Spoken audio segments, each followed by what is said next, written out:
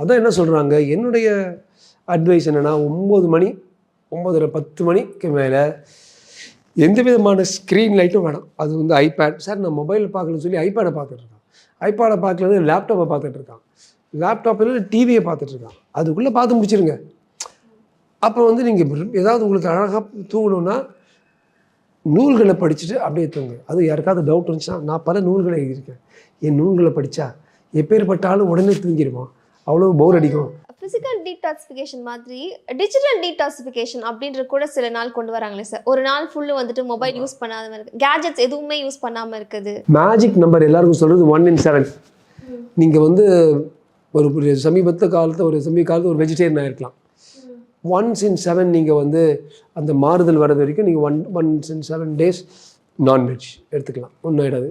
ஒரு பர்டிகுலர் ஒரு குறிப்பிட்ட டயட்டில் இருக்கிறீங்க, அந்த டயட்டில் வந்து 0 carbs அப்படி இருந்தீங்கன்னா அந்த 1 in 7 நாளில் ஒரு வாட்டி போட்டுக்கலாம்.